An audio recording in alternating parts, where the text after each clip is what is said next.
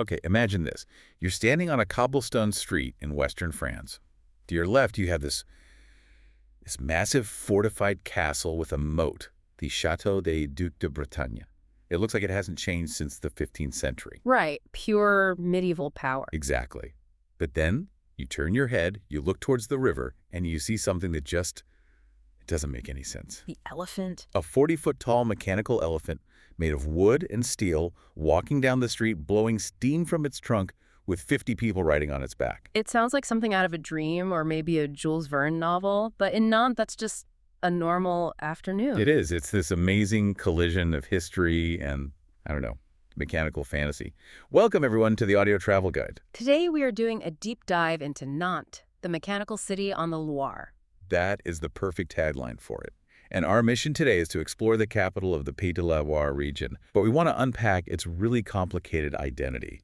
Is it Breton? Is it not? And we absolutely have to explain the Green Line. The Green Line is key. It might be one of the smartest tourism ideas in all of Europe. It really might be. But first, let's get our bearings. We're in northwestern France, right on the Loire River, not too far before it hits the Atlantic. Geographically, yes. Yeah. But culturally, Nantes is a bit of a split personality, right? In the best way, yes. So officially, it's the capital of the Pays de la Loire region.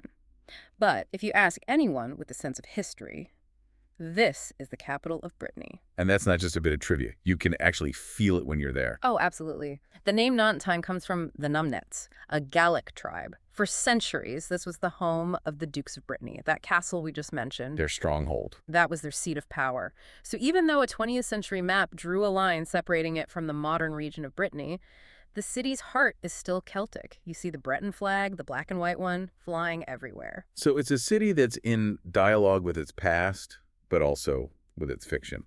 We have to talk about Jules Verne. The father of science fiction. He was born here in 1828. And, you know, most cities with a famous author might name a library after them, maybe put up a statue. Sure.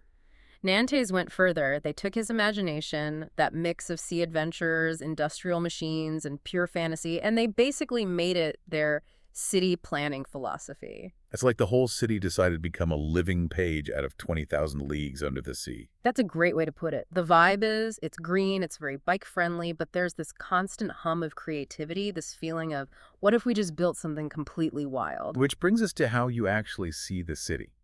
In most places, you're fumbling with a map, trying to figure out where to go next. Nantes solved this with a can of paint. The Green Line.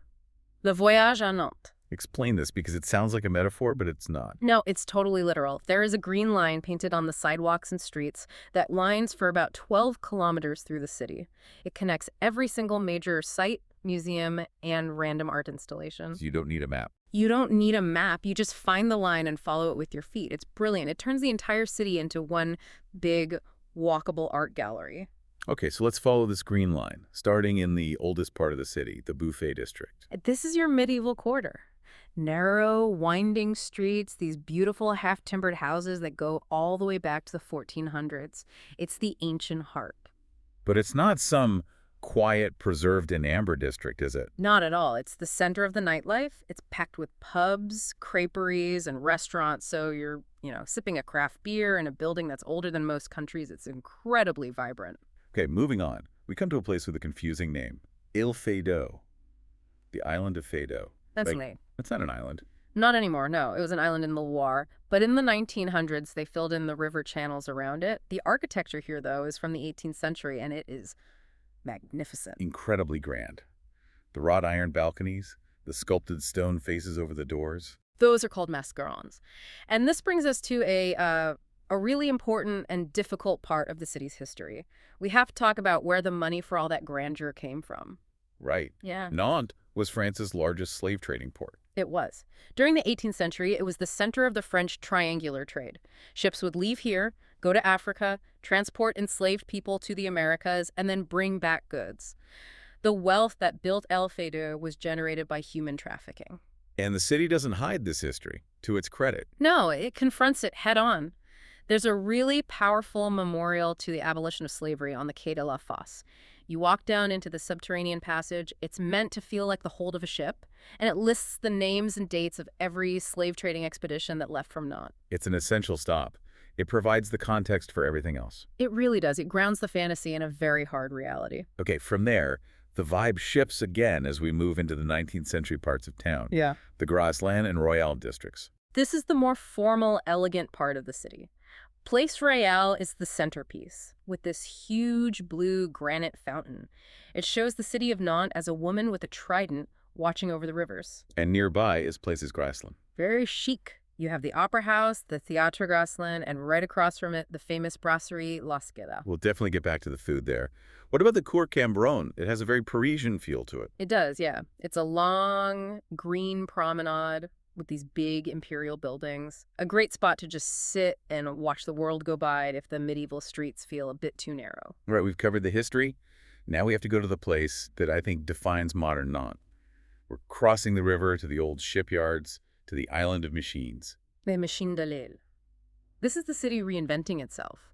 When the shipbuilding industry died in the 80s, this massive industrial wasteland was left behind. They could have just built apartments. But they did something radical. They chose radical. They invited this artistic company, L'École Machine, to set up a workshop, and they built the Great Elephant. And just calling it a ride doesn't do it justice. No, it's an insult. It's 12 meters high. It weighs 48 tons. It is moving architecture. It takes a whole team of people to operate it. So it's not just a robot on a pre-programmed track. Not at all. That's the magic. You can see the drivers inside, pulling levers and move the trunk, flap the ears, blink the eyes. It feels alive. And when you're on board, you're inside its belly, watching all the gears and hydraulics churn. And it sprays water on the crowd below. Of course it does. It's that perfect blend of industrial history, the steel, the wood, and pure Jules Verne fantasy. And it's not the only thing there. What's the heron tree?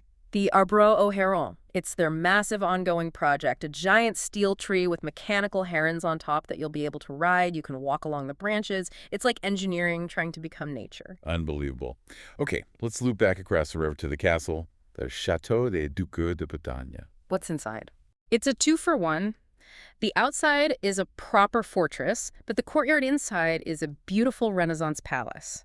And housed within that is the Nantes History Museum. So if you had the full story, from the slave trade to the World Wars to biscuit factories, that's the place. That's the spot, and it's right next to the city's cathedral, Saint-Pierre-et-Saint-Paul. You mentioned biscuits. There's a famous tower that's a huge landmark with the logo LU on it. That's the L'Unique, the LU Tower. It was the factory for the famous Lefebvre Utile biscuits. The tower itself is this fantastic Art Nouveau creation. But they don't make cookies there anymore. No, in true Nantes fashion, it's been reborn as a national center for contemporary arts. There's a bar, a bookstore, performance spaces, even a hammam. They turned a factory into the city's living room. I love that. And speaking of beautiful preserved architecture, we have to mention the Passage Pommeraye. Oh, yes. A stunning 19th century shopping arcade. It was built on a steep hill to connect 2 streets, so it has this massive grand central staircase under a glass roof. It feels like a movie set. It has been used as one many times. You have to walk through it, even if you buy nothing. It's just a masterpiece of design. Okay, we've talked a lot about steel and stone, but you said Nantes is a green city. Where do we go for nature? The Jardin des Plantes, the Botanical Garden, is right by the train station. It's one of France's best. But, because it's not. There's a twist. There's a twist. They often have these whimsical art installations scattered among the plants, giant benches that look like branches, things like that. And for something a little more peaceful. The Ile de Versailles. It's a small island in the Erdre River that's been turned into a perfect Japanese garden. Waterfalls, rock gardens. It's completely serene. And one last historical stop for the naval buffs. Right. You can tour the Maille-Breze, a Cold War-era destroyer that's now a museum ship. You can go down into the engine room, see the weapon systems, a very different kind of machine from the Elephant. And the Jules Verne Museum. It's up on a hill overlooking the port. It's less about his life and more about his work, his imaginary voyages. Plus, the view of the river from up there is just fantastic. All right. I've walked the Green Line. I've ridden a giant elephant. I've seen the castle. I am starving. What are we eating? Okay, this is where that Breton identity really comes through. It's all about galettes and crepes. And we need to explain the difference. A galette isn't just a savory crepe. No, it's not. A proper galette is made with buckwheat flour, blé noir. It has this darker color and a wonderful, nutty, earthy flavor. The classic is the complete. Ham, cheese, and a fried egg on top. Sounds amazing. And being so close to the coast, seafood must be big. Huge. Oysters, langoustines, all kinds of fish. It's incredibly fresh. Look for fish served with a beurre blanc sauce, a butter and vinegar sauce that was actually invented just up the river from Nantes. And for dessert, other than LU biscuits. Les riolettes. They're a traditional hard candy with a soft, fruity jam filling inside. Very, very sweet. And a drink. We're in the Loire Valley, so wine. White wine, specifically, Muscadet. It's the local wine, and it's crisp, dry, and a little bit salty. It is the perfect, and I mean perfect, wine to have with oysters. But if we're sticking with the Breton theme, it has to be cider. Hard cider, served in a ceramic bowl, not a glass. And if you want to try a local cocktail, get a cœur Breton, that's cider mixed with a fruit liqueur like black currant. dangerous. Very easy to drink. And what about that brasserie you mentioned, La Cigale? Is it worth it, or is it a tourist trap? It's both, and that's okay. It's a tourist attraction because the 1895 Art Nouveau interior is just breathtaking. But locals go too. Just go for a coffee and a pastry in the afternoon to soak up the atmosphere. It's worth it. And if I want to buy my own ingredients? Talensac Market. The biggest and best covered market in the city. Go on a Sunday morning to see it in full swing. The displays of cheese and fish alone are incredible. Okay, let's get practical. How do we get there? Flying in is easy. The airport is well connected. But I have a huge money-saving tip. I love a good hack. When you land, you'll see signs for the Tan Air shuttle. It costs €9. Ignore those signs. Okay. Walk outside to the regular city bus stop. Take bus 98 one or two stops to New Street. Then hop on tramline 3. It takes you to the exact same place in the city center for the price of a single €1.70 ticket. That's a huge saving. It adds maybe 10 minutes to the trip. It's a no-brainer. And by train. The TGV from Paris is only about 2 hours. Super easy.